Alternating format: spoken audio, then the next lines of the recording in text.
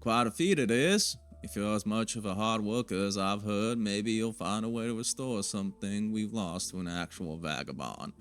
Not a young lad, calls himself Pyros, was staying with us almost half of a summer ago, and one day left before sunrise carrying away our iron ingot. Her grandmother gives her a silent but pained look. Ah, come on, Pyros. If he had any sort of wits, I'm sure he left the peninsula a long time ago, the eastern route. Or died trying, but maybe he was dumber than I thought. You ask about what she wants you to do, and she responds without hesitation. Merely return the ignorant. It was nothing more than a crude eye, not something to murder each other for, but still, points at you with her stylus. A sin worthy of a coward, and believe me, not the first robbery that's happened to us. Clear my throat. Right, I'll let you know what I find. Ah, Pyros, you son of a bitch. Why do you keep doing this? Ah.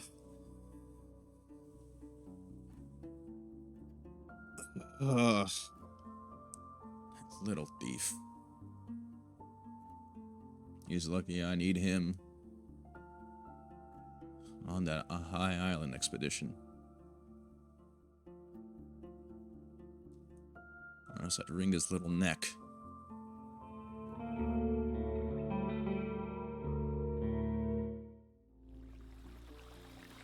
Would it be rise right through a lush meadow? There are animal paths and molehills, and the ground is covered with old roots, rocks, and mounds. Putting more weight on Magenta could turn any stumble into a broken leg. You lead it by the reins and keep looking around. Such lands are a common hunting ground for dragonlings or cats that sneak in the grass. Finally, you reach a narrow game trail. The rest of the journey should be easier. Let's follow it. Hopefully it leads us to the tribe.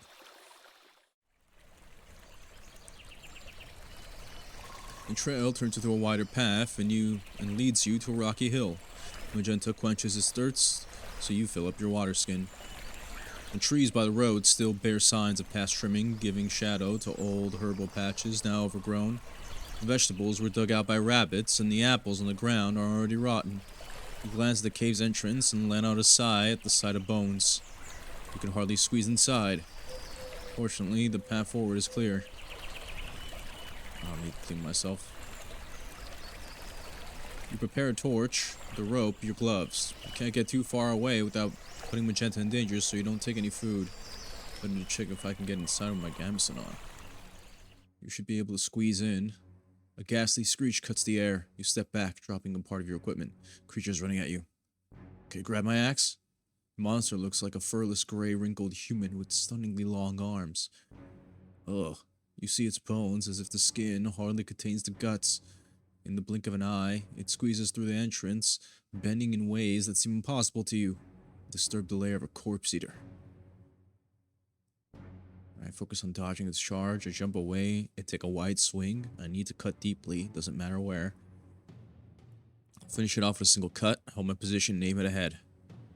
I jump forward and strike without thinking, hurting as quickly as I can. I'll slow it down by cutting its legs. I crouch slightly. Now let's just crawl. We should cut off the head. I think we're supposed to cut off the head. Tries to grapple me, I can cut its arm.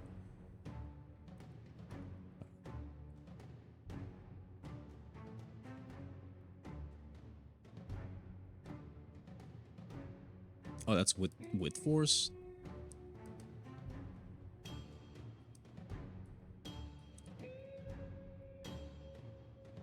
Yeah, aim at its head. The creature jumps at you right away with arms and legs spread out in a lethal hug, and you're too slow to react. Its arms cling to your own, pushing them along your sides. The legs clutch at your hips. You barely stand straight as it instantly tears through the gambeson on your back with its claws. Terrible stench doesn't help you one bit. Okay. That didn't work. I run out the rocks towards its cell. Throw my blade. Try to get it off me, doing the best not to fall down. Unless I'll fall down, crush the beast's limb. Crush its cell. Like backwards? Let's see that. You let out a scream and charge at the wall, make the monster's back hit it first. Lets out a terrified shriek. Its gasp weakens, you set yourself free. No more tricks. Take a new stance, raise my blade. I'm ready now. Well, I hurt it as quickly as I can. Let's get some hits in. You surprise the creature and hit it in the middle of its jump. You send it into the ground a deep wound and lands with a thud, crying in pain. It crawls away, flailing its arms in dread. Take no risks, I let it run away. No, it's gonna hurt someone else. You catch up with it as it turns on its back. You sink the blade in its torso once, twice more, until it stops moving. Its raised arms stay still for a moment, then rest on grass. The dark nails, longer than the rest of the hand, lie still. Your breath slows down. The carcass smells of unwashed sweat and rotting flesh. Oh, that's gross. My fate teaches that I should burn this monster without delay. Yeah, let's do that. Spend some time gathering dry sticks and grass and throwing them at the carcass from as far as it takes to avoid the stench of blood. Prepare the worst torch you have, set the oil on fire, and add it to the small pile. Then head to the stream to wash your blade. You're now part of the endless battle between Wright's churches and corpse eaters. Aren't we all? Okay, I'll return to the cave. The ceiling is short, but you can stand upright. The corridors lead to deeper parts of the flooded chamber, but unlike the corpse eater, you can't squeeze through them. You spot no human skulls or limbs among the bones, even though there are scraps of old, moldering pants and tunics, as well as some odds and ends that belong to victims. A comb, an old wooden club, a hood, a leather belt, thankfully. The corpse eater has cleaned up every scrap of flesh, so there's no stench of rotting meat. Right, search the area, look for anything of value. Return the magenta and pack a candle in your tinderbox. Then sit on the ground, prepare the flint and the linen char cloth. Decades ago, before the sudden invasion, people used fire strikers made of thick steel. But all you have left is a cube-like piece of harsh pyrite. It's not the best, but enough to make a couple of sparks. You put on your gloves and look underneath the remains, then into the counters. Your patience is rewarded once you spot a glitter in one of the pools. You pull it closer with the stick and find a knife with a broken blade made of steel. It carries no signs of rust yet. You consider throwing it away, but the handle is made of polished bone that was engraved with shapes of creepers and flowers. You think about your conversation with Odysseus. This could have belonged to Admon, and is likely still worth a coin or two. Alright, I'll take it outside. Magento's looking around, flicking back and forth with its ears. Alright, let's move forward. The grand brown and gray mountains are blocking the horizon. You doubt the path is going to reach the snow-covered peaks. Without trees and clouds blocking your view, you're like an ant approaching a fortress. Let's hope there are some benches for me to take a break and from climbing. Yeah.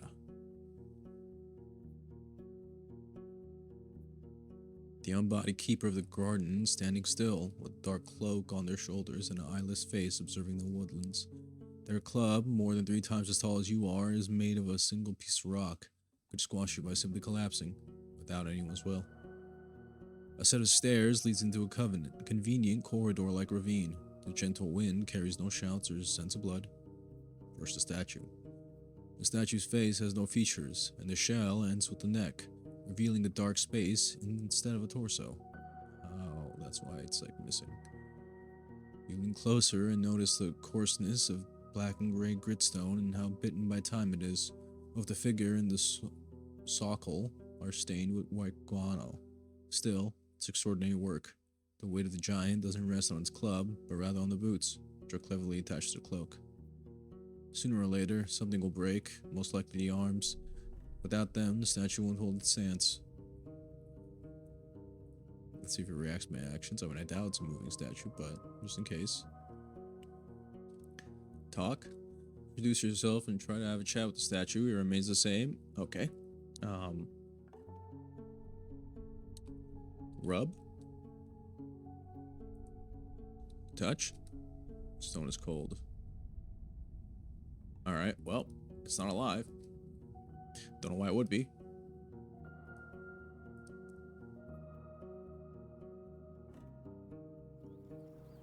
Seeing how steep this part of the road gets, you dismount. It'll be safer for you to get a bit tired now than to push Magenta onto the verge of fatigue. You take a sip of water and start climbing. The road is winding and narrow, but it would fit a single wagon if it wasn't for the sporadic rocks and boulders blocking the path. Some of the larger ones are resting just in the middle, and as you look above, you struggle to recognize where they came from. Placed here on purpose. Strong wind, the wooden bridge connecting the rock ledges, the unusual terrain. You can't pay attention to any of that now. A creature larger than a bear steps away from its nest, then screeches at you through its sharp, black-tipped, golden, eagle-like beak. Spreads its wing as wide as a barn gate. You stay in your saddle. Look at the spear. I examine the beast. Let's look at the beast. Its movements are deliberate and confident.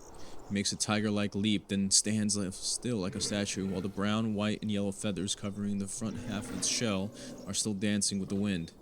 The wings hinder your sight, so you spot only glimpses of the cat-like claws and the cat-like fur. Its large chest rises and falls slowly. The noble griffin's yellow eyes speak only of violence. Its curved beak is longer than your forearm, and the talons on its front paws are like sickles. You don't doubt that its cruel promise may not only be fulfilled, but are at a certainty. A single human with but a simple blade and a crossbow would never survive clashing with a monstrosity of this size. You don't have more time to mull it over it. The beast leaps toward the rock face. After it flaps its wing, the gust of wind brushes your hair. Alright, well, time for us to leave then.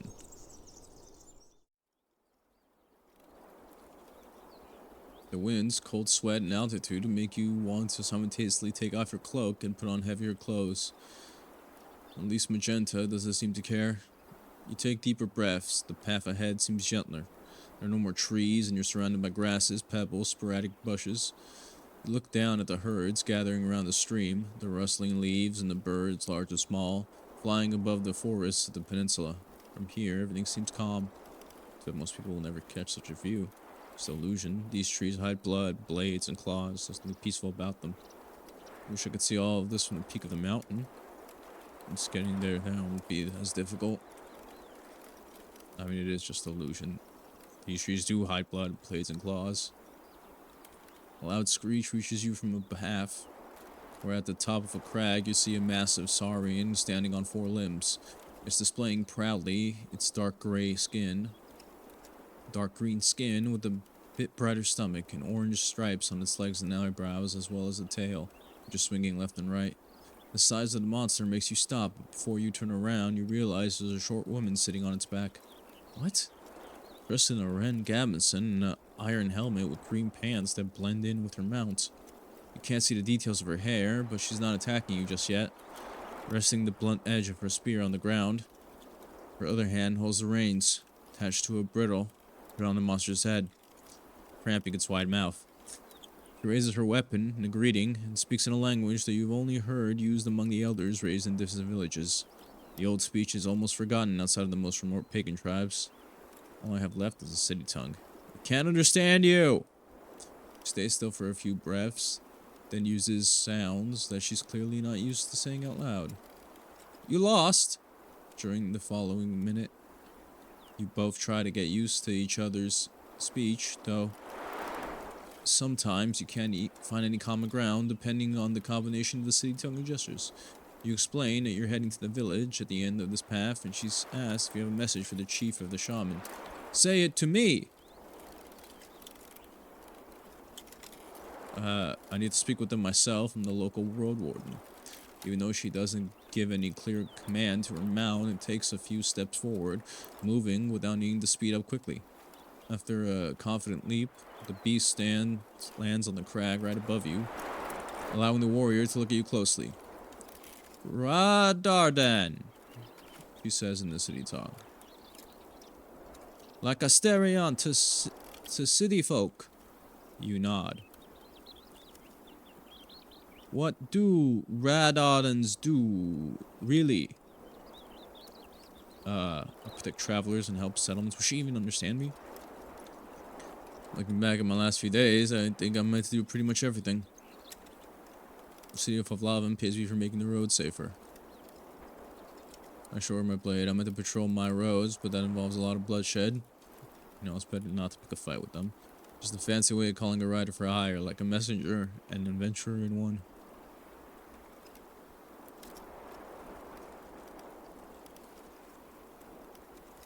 You know what? She doesn't understand me. Why not? Tell a joke. Looking back at the last few days, I think I'm meant to be doing pretty much everything. You hear a monstrous roar coming from the mountains. The woman looks around with a raised spear. When her eyes return to you again, her voice is strict. Your riddle tells me little. Asterion was the same way.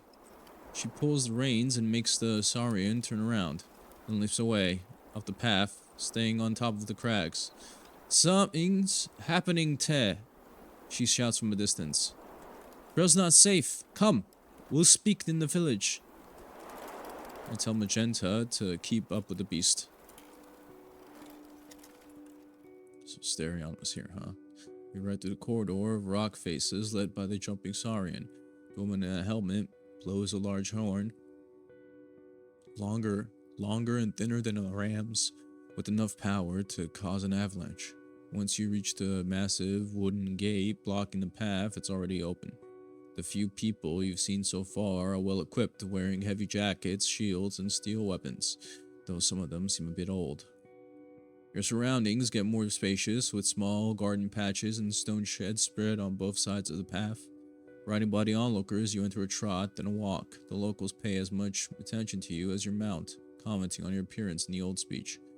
Unlike the guards, the workers are carrying rather simple tools, many of them made of bones or rocks. Their woolen, undyed outfits are appropriate for hard labor, worn and patched up, but also heavy, protecting their owners from the cold mountain winds. The one thing that differentiates them from one another is their headgear. Every person you see is wearing something on their head, mostly ear-covering kerchiefs, vividly dyed with embroidered patterns of leaves, flowers, and gems. They are sea folk, no doubt about it. They have long limbs, hardly any beards, and the few children you see have uncovered hair, wavy and dense. Yet their paleness is unusual, as if they spend little time outside. Your guide is nowhere in sight, but so far no one has tried to stop you. I don't want to trample anyone at this mountain. Look for the Saurian rider. She awaits you at the cave mouth, where the teeth and tongue are so distinct you doubt they were shaped without the villagers' interference. The crisp air carries the scent of late summer meadows. Aside from the discussions of farmers and guards, you hear the roaming wind and the gloating ibexes. But the terraces and crops around you are quiet, making you realize the first village you've seen in quite a while, where there's not a constant noise of humming water or of heavy labor. A safe place, but don't be here for long. You hear from your guide in her lacking city tongue, though still much better than your old speech. She's not the only guard in sight. The spears, slings, and clubs are getting a bit too numerous for your tastes. We need you not. She looks around, but only a few people nod in agreement. Most of them are giving you puzzled looks. What's your gift to chief and to shaman? You realize she's more than 40, and even if she has a small stature, no one seems eager to replace her as negotiator, or to question her authority. The accent of those who chat in distance is so dense, you can't catch a single word. I need to bring your tribe of Griffs so I can see your leaders? She lets out a dishonest laugh. Why would they want to see you? She tries to say something you can't understand, and after a few attempts, she picks up a small rock. Your problems, she keeps in front of her chest, then points at the mountains above you. Our lives. Sure, my positions. Are any of these interest you? Is there anything I can do for you instead? Pointing at the sky, I'll need to hide, sleep. I'm sure I have something. She finds a few things that her tribe could use and puts them on an unfolded blanket. Her neighbors gather around, lightheartedly commenting on the things you carried onto the mountain. An axe with a handle. Brand new battle. Well, not the new one. But yeah, you can have this. The Sauron Rider doesn't pay much attention to the bronze blade, but one of the guards keeps arguing with her until she gives in. He wants it a lot, she explains, and it may last. It's enough. Alright, well, take it. She gives you a few minutes to pack up your belongings. Let your beast stay on the grass. She pats its side. It's safer here. After you tethered Magenta to a tree, keeping it away from most garden patches, you head to the cave mouth. The corridor goes down, getting darker after only a few steps, but seeing how often locals go through it without any source of light, you doubt there's going to be many treacherous steps ahead of you. Still, Your guide leaves the shed with the lantern made of old brass, with windows engraved with winged dragons circling around an erupting volcano. Grab my own crude lantern. The tongue sticking out of the entrance doesn't go on for long. For some time, you descend gently, then encounter a set of spiral stairs. Once you reach the bottom, you find yourself in a labyrinth of tunnels and chambers, some of them sunk in darkness, others lit by campfires, with smoke leaving through the holes in the ceilings. Spread among them are dozens of children and elders, but also workbenches and other spots worked by adults, some of them too busy to even spare you a look. There are woodworkers, water carriers, potters, flour millers, cooks. You hardly notice how stuffy the air is down here. Seeing the constantly spacious corridors, conveniently wide enough for even an obese shell to squeeze through them, you can't tell how many, if any, of these passages were not made by human hands. The entire walk takes you only a few minutes, but the sheer amount of rooms you walk by makes you lose your way many times. Before you reach a short path leading to a bright, warm chamber, to which the Saurian rider invites you with a gesture. You smell smoke and humidity, and as you listen, the humming of a stream reaches you from below. Much louder are the cries of an infant, amplified by an echo. Put away my lantern and enter the chamber. The simple huts are short enough for you to see their hide-covered roofs from above, and as you look at the ceiling, there's no water dripping on them. They don't offer much privacy, either, even if the entrances were covered with a curtain. The gaps between the bones let you peek inside. It's as if they one day collapsed here from the surface, losing their purpose, but remaining as a relic of the old way of living. While the huts are only filled with furs and a few pieces of clothing, the chamber is far from empty. A few women, some of them very young, some in their 30s or 40s, are sitting around the campfire, feeding infants or playing with toddlers. There's a man stretching a piece of leather on a tanning rack, and you hear splashes of water coming from a corner. When your eyes land on two people sitting in a circle of wooden stumps, their gaze makes your destination clear. I step closer.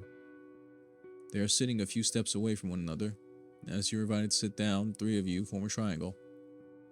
The air is heavy, but you smell no sweat and dirt, and aside from the crying child and echoes of distant playing conversations, the dancing lights and cracking wood are no less cozy than an inn in the evening. The man is in his 50s, leaning forward, resting his elbows on his thighs, more than like a tired guard than a distinguished ruler. He's dressed just as heavily as the people you saw on the surface, but the fabric of his clothes is so dark blue that it's almost black. He's barefoot, and you wonder if that's enough to make him sweat under the layers of wool. His helmet, shield, and sword are resting on the ground. His long gray hair freely surrounds his face, which is covered with wrinkles and scars. Some beast was lucky enough to leave a mark deeper than that. The man's nose is missing, leaving a disfigured hole. The woman could be 25 and has absent eyes that are roving over your outfit, equipment, face, and hands. She's dressed much more humbly than the man. Her tunic and pants are undyed and short enough to reveal her calves and forearms. She has unevenly cut short black hair and a yellow kerchief that's hanging from her neck, lazily thrown over her back. Her legs are stretched out in front of her, resting on the heels of her sandals, and swaying left and right, spreading just above an unfolded sack, covered with gemstones, pebbles, and animal bones. She keeps her hands on the nearest trunk, desperate for something to support her back. Both of them are usually pale, but the woman looks almost sick. Okay. I'm not sure what her deal is, but I'm guessing you were the elder.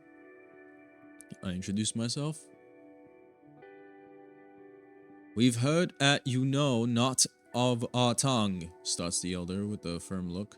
But I've talked with the city folk more than I wanted, and our shaman. He looks at the young person in a light outfit. I told her what I knew, but knows little of the way you sound. Let her practice. Oh, you're a shaman. Okay. She frowns and waves her hand in front of her nose as if there's a fly there. Hello?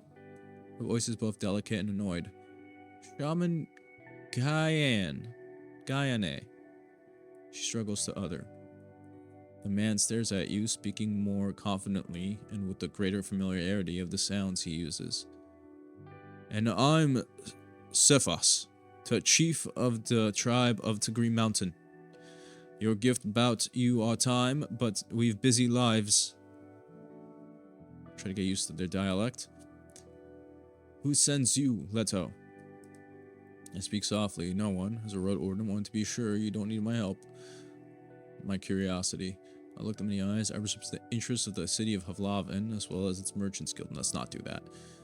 I make a soundless curse. Why do you care? Getting here, sweat, drain, dragon bones. I deserve to speak with you. I think about the words of the old druid. I'm a freedom seeker. Oh, that's right. I'm a freedom seeker. A friend of the speakers of the forest. He straightens up, giving you a serious look. Then sit down with us and rest, for we've all found our freedom here. The shaman gives you both puzzled looks, but says nothing. May the freedom seeker be free of hunger and welcomed, he says to her, then addresses the women sitting at the fire in the old speech. Soon after you sit down, an aromatic bowl of stew lands in your hand, warming you up. I'm glad that worked. The chief and the shaman also receive very small servings accompanying you. Once the bowls are taken away, the gentle voice of Gayane breaks the silence. Can't move mountains for you, but we listen and share. She reaches for a few gems in various colors and puts them in a single row. Oh, that's not that bad. I'd like to learn more about your village. The shaman leans forward, smiling. The fire plays with her shadow. And how, in your tongue, without crossing our tunnels or plowing our fields or battling to snowcats or making a cup bowl with our elders. She gestures for you to take a glance at the huts, the spears, and the rocks beneath her. We've our own seasons, trades, and legends. Spirits guide us through dreams and thunders. Children learn stories older than emperors. As she grows more passionate with every word, the chief observes her with a smile. He reaches for a sword, observing the dark scabbard covering with a fancy pattern of squares. If we were a tribe of the 10 cities, you'd like to hear, we dug for ore, grow crops, hunt. We lack such things. We have others in abundance, but we accept what we get. Won't open our gates to no merchants or blood we can't trust. Who's the decision maker in the village? Chief or the shaman? Yeah, who should I be addressing? The village decides for the village, Sepha smiles. Into tribe, a chief worries about the things of today, and the shaman about the things of the past and tomorrow. Gaine looks at him with respect. For there are harvests of this season, she says solemnly, but taste like ashes without memories and hopes. She points at the bones and pebbles beneath her as if they're meant to explain it all.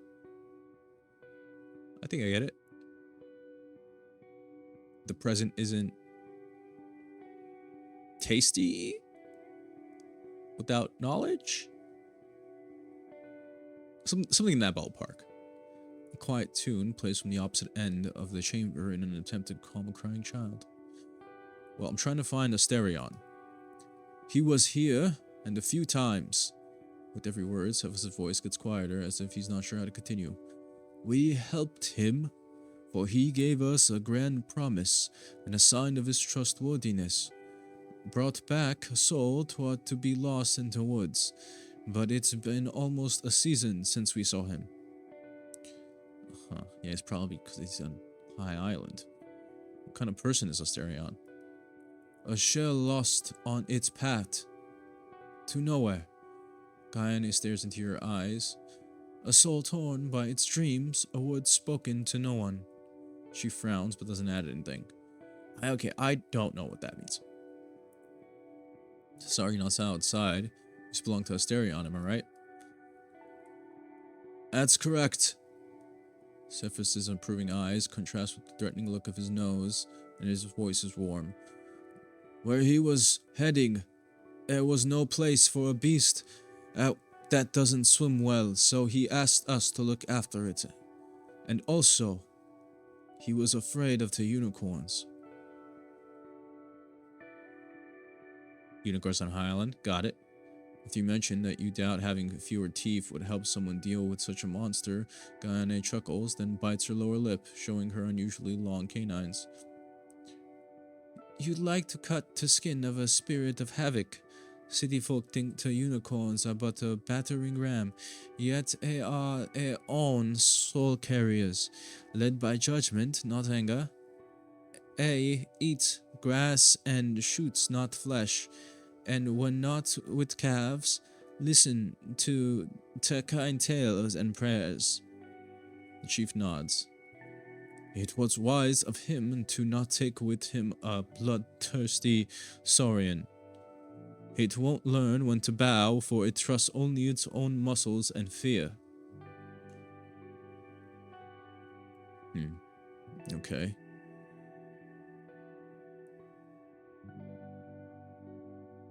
Should I be taking my horse then? Does my horse have... Does Magenta have spot on the boat? I just might not be able to fit. Might have to go on without her. No, can I help you with anything as a Roadwarden? Do we look as if we need one's help? Do you see cracks in our walls that can't be sealed without your blood, or monsters you can sing to sleep? Gane reaches for 2 green gems and places them on the edge of the fabric side by side. Don't get angry. Her voice is close to a whisper and seems to ease the iron the chief's gaze right away. When she looks at you, she keeps her hands in front of her, palms up. Does your soul speak of pride or of care? Can't see it, but we're good as is, and ask you to trust our mouths to ask for us if we need them to. Okay. Probably not. I probably don't want to bring up Hubble right now. This mountain to be a bit more green. We are of it, but not on it. Cephas glanced at the flames. The Green Mountain is on High Island. Ah, I see. Gane's voice becomes melodic, even though she pauses when she says a few of the more unique words out loud. The volcano in the very center. Around it are fields were growing like it could in no other soil or to north. Every few lifespans, lava turns to ashes. The woods at it feeds, but tis ashes give birth to the sweetest fruits and heaviest grain. Okay, so it's lush over there. Got it. Speaking of High Island, can we talk about High Island? We can, but no soul of our tribe has been there in generations. Even a gentler frown changes the chief's scarred face greatly. We won't return there while the cities remain a threat. Would it matter to you if I were to land there? What's the story of this island? Yeah, what is the story of the island? Guyane smiles and starts to speak in the old speech as if she's repeating the same tale for the 100th time, then chuckles. Once she shifts to the city tongue, she struggles at some points, but Cephas provides her with words and phrases, or fills the gaps on his own. The Green Mountain, the life-giving volcano in the center of the island, has been home to the tribe for longer than anyone can remember. As we're old to attend any of the 10 cities, though you doubt there are any ways to verify such a claim. The shaman spent a good few minutes describing the days of her ancestors. Through hardship, they managed to tame enough land to grow vegetables and made a great chunk of the island their forest garden. After finding the iron and copper veins, they had enough tools and weapons to save their offspring from backbreaking labor. She's also eager to describe the deeds of many families and heroes and the unique herbs with their beautiful names, but the chief asked her to move on. For most of his existence, Hovlavin avoided the island, finding hardship in getting close to it, and since the pagans were reluctant to accept dragon bones, the merchants saw little value in their wares. However, once the tribes of the peninsula noticed the growing supply of alloys used by the island folk and their fishers, the news reached the city. A little more than 200 years ago, the officials tried to negotiate a new trade deal with the locals, but to no avail. Finally, they allowed the Corsairs to start their usual efforts, putting to use the growing height of their ships. At first, they harassed the fishers, then landed on the island itself. The tribe was ready to fight for what was theirs, but the cruelty they faced outmatched them. The kidnapping made the locals afraid to leave their walls, and then the raids enslaved whole hamlets or burned many crucial structures. Using traps and their knowledge of the terrain, the tribe managed to kill more than they lost, but the Corsair ships kept coming, always led by new, yet even more experienced captains. After a few bloody battles, the forest fires started, and the locals understood they had little time before the wrath of the herds would trample them to death. We are the 8th generation of the tribe living here, so close to the coast, yet so far from it, she ends her tale. Taming to new grounds was harsh, and the first children born to these tunnels started breeding. Only a fifth of the tribe was still here to welcome them. Oh, why won't you guys try to reclaim the island? The root of our torment survived to plague, to invasion and disasters, now know only the oldest tales.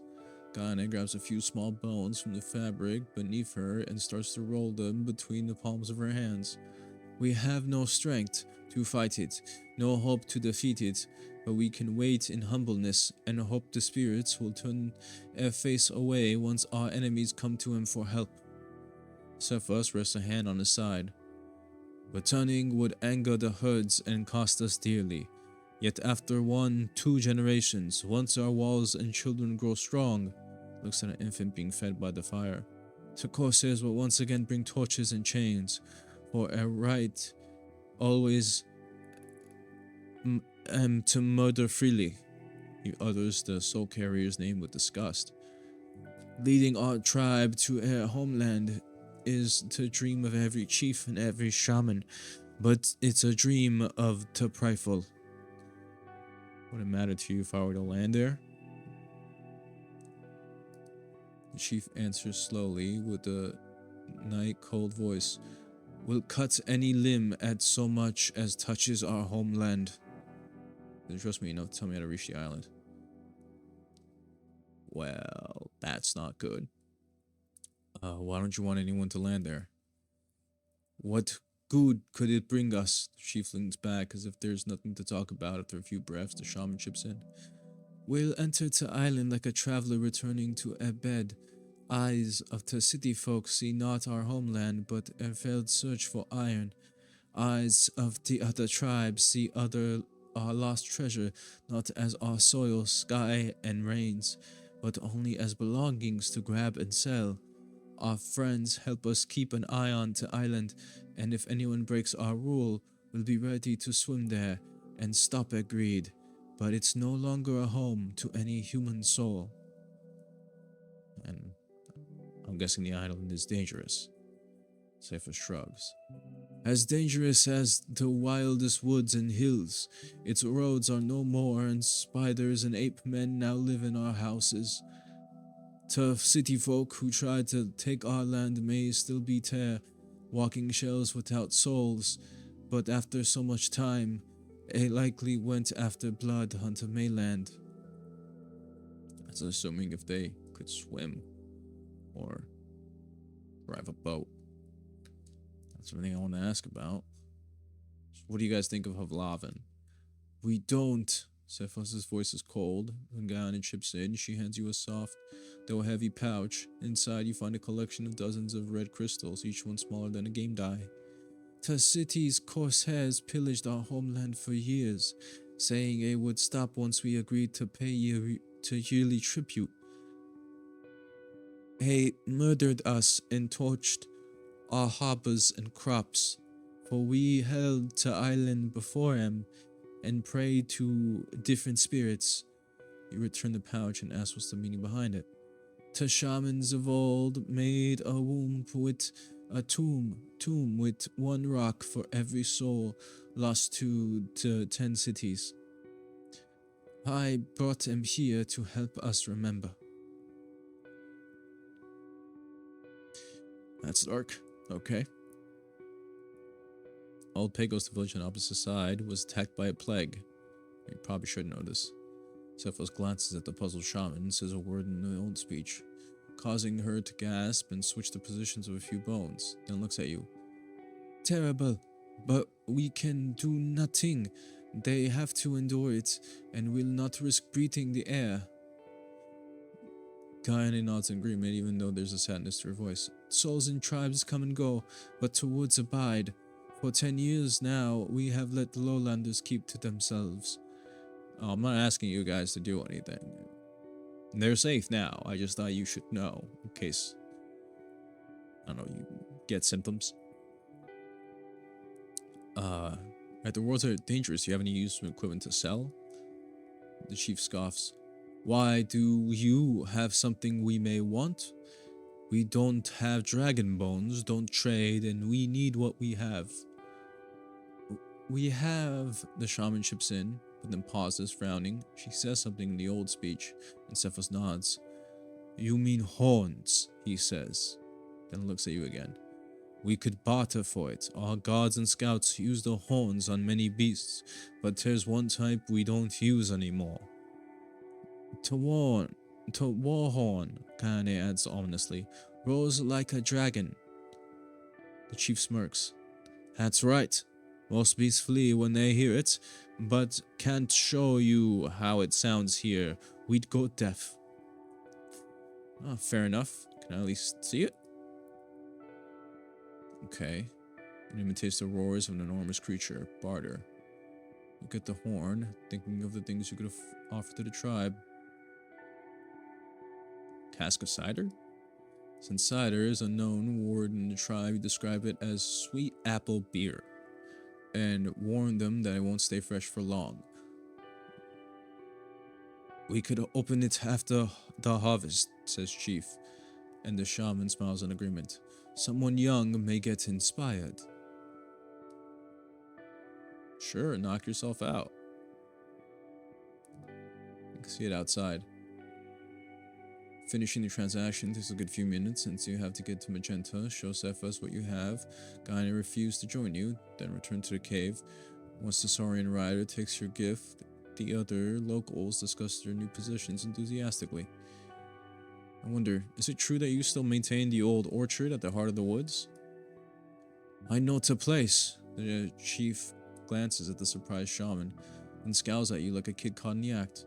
He put his right foot on his helmet so that his arm can now point at your chest without leaving its comfortable support. Our hunters and scouts have the right to do as they please. No one is forbidden to leave our village or to talk with the lowlanders. Someone used to love this place before we saw the northern tribes for what they are. That's all there is to it. Huh. Guess I'll tell Fulvia. No questions about High Island? Oh, would still appreciate your permission to search the island. Maybe not yet. Saurian Rider helps you leave the cave. The sunlight and the crisp air are a welcome change. Point at the sky. I'll need to hide. Sleep. She looks away and speaks with the neighbors, making you wait in silence. She then gestures for you to follow her to the shed just a few steps behind you, and draws aside the curtain covering the entrance. The room is filled with sacks, old barrels, and bone-made tools. You'll have a sleeping spot here. Leave to beast there. She points to the main path. We got to village. It will be safe.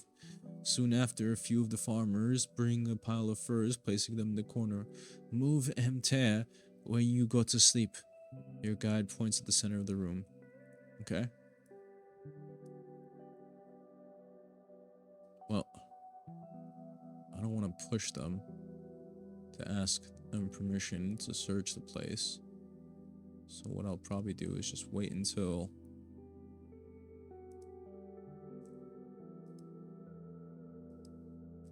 there's not much I can do, is there, huh? I could reach this. I'd rather stay here. Get used to where I am.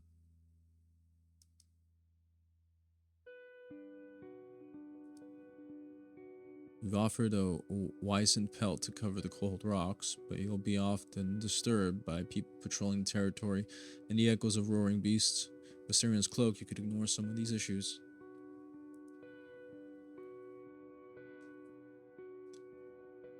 You gladly leave the shed, making sure that Magenta is safe and rested, then prepare your equipment. There's but a few souls around, mostly the guards replacing the night shift. Saurian Rider is yawning without the helmet. She reveals her short chestnut curls. She's already keeping an eye on you from the cave mouth. Okay. Well, Guyane is already waiting for you, teaching a young boy how to grind herbs. She asks you to wait for a bit. When Cephas gets back, he's rasping for air, holding a sword. Before he sits down, he shouts a few orders down the tunnel in the old speech. Huh. What were you guys doing? Training? Guessing training. I have more questions about High Island. Doesn't trust me enough to tell me how to reach it.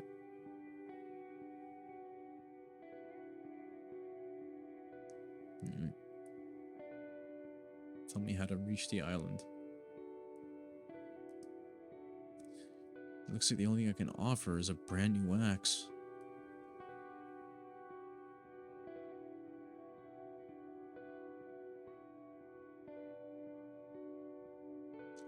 I guess I don't need two of them, right?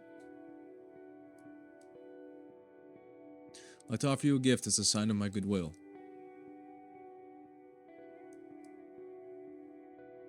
We need no more blades, starts Gane, but Cephas gestures for her to wait. Let me take a look. If Taradaran describes it rightly, a weapon such as this is a gem well worth our smiles. She rolls her eyes but says nothing. Okay, you can see it. Finish that up. I would still appreciate your permission to search the island. The chief observes your hands while rubbing his own, dried and covered with scars.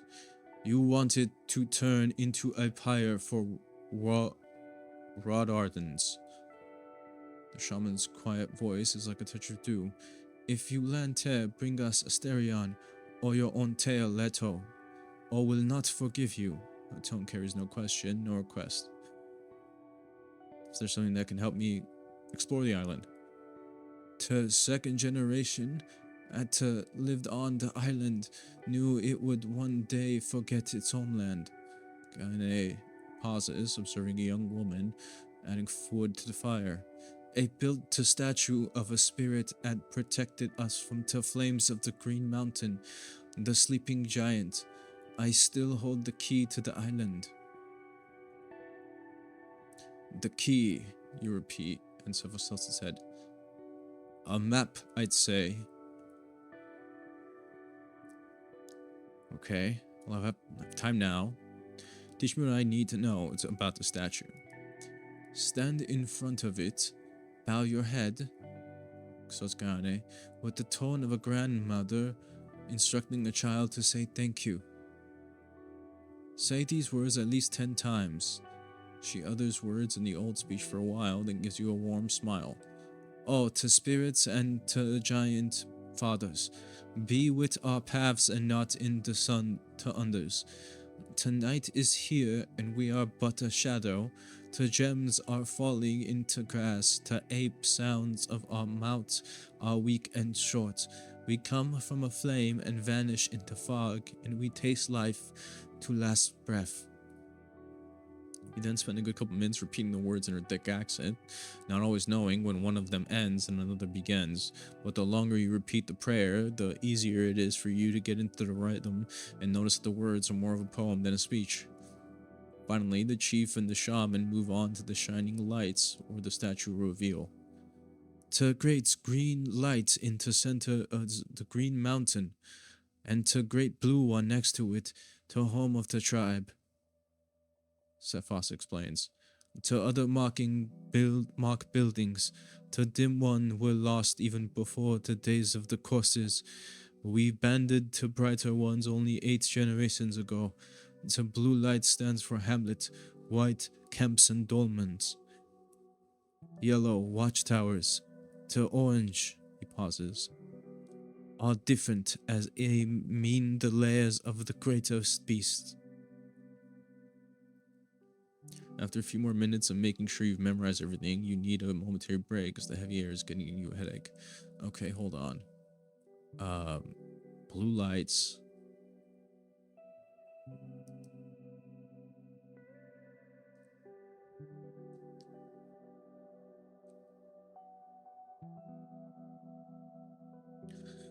Blue light is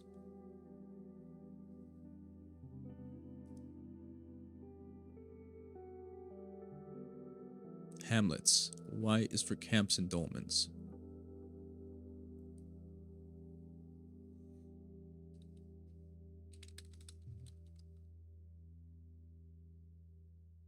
Camps and dolmens. Yellow is watchtower. And orange is beasts. Ah, I lost it. Dang it. Okay. Orange is beasts. Yellow is watchtower. Blue is hamlets.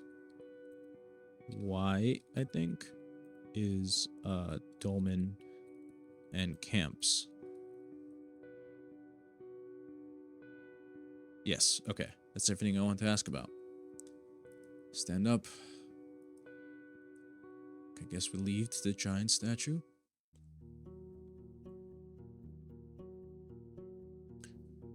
Okay. Try to awaken it.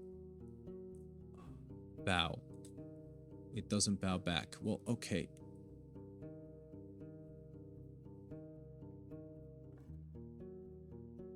You're standing in front of the statue. Yeah, bow. Yeah, I know it doesn't bow back. I gotta say the... Ah. Hold on.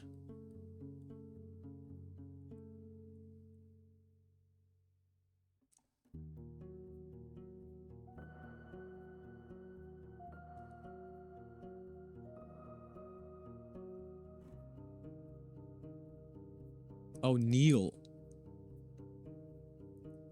I don't even remember that. Kneel. Knees on the ground to show respect and humility. Priests wouldn't be happy about this. And priests aren't here, are they? Bow. Did I do it wrong? Stand.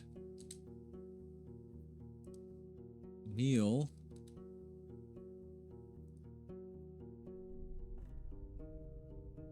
Stand in front of it. Kneel. Bow your head. Oh, thank you. Oh, no, hold on.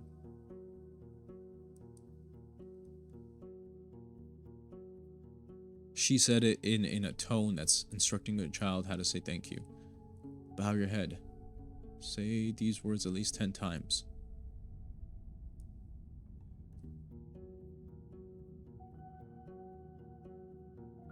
Do something else. You're kneeling in front of the statue makes you feel like a traitor. I don't have time to think about that right now. Bow. Do something else. I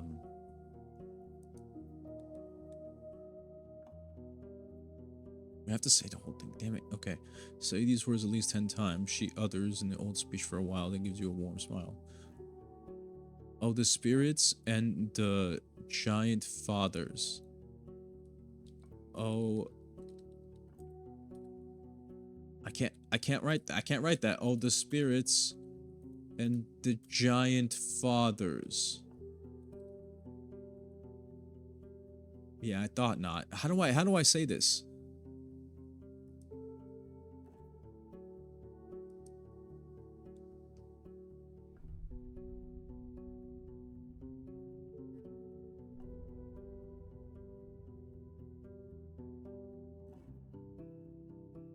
Flames of the Green Mountain. They hold still the key to the island. Say words. Say words. 10. Say words. Talk. Introduce yourself and try to check. Ah! Bow. Bow head? Okay, there we go. You say a few words and your thoughts are unusually keen and focused, as if you prepared enter a new stage of the ritual. You utter a complete short prayer, but nothing happens. You suddenly hesitate. This is not something a right's followers are supposed to do. I don't care, I won't say much on my journey now. Whatever the statue does, I can live without it. I won't hinder my fate. Praying to this thing isn't gonna hinder my fate. As your head leans even lower, it feels heavier and your heart beats faster. Repeat the phrases in the old speech that I was taught before. You place the blanket beneath your knees, you bow down your head and stretch out your arms, reciting the strange sounds you've memorized. And which sounds do you like a dragon's hiss? Magenta grazes on the grass, unmoved by your efforts. Long minutes go by. Tiny stars, white, blue, orange, and yellow, emerge from the dark cloak. One after another, some of them grow in size and intensity, while many more stay dim. After a few moments, they move no more, and you get used to the hollow darkness remaining between them. It may take me hours, but I do my best to memorize everything I can about the signs presented on the statue. Try to get used to the curved surface of the cloak and the plenitude of distracting small dots. For most of the time, you manage to stay focused.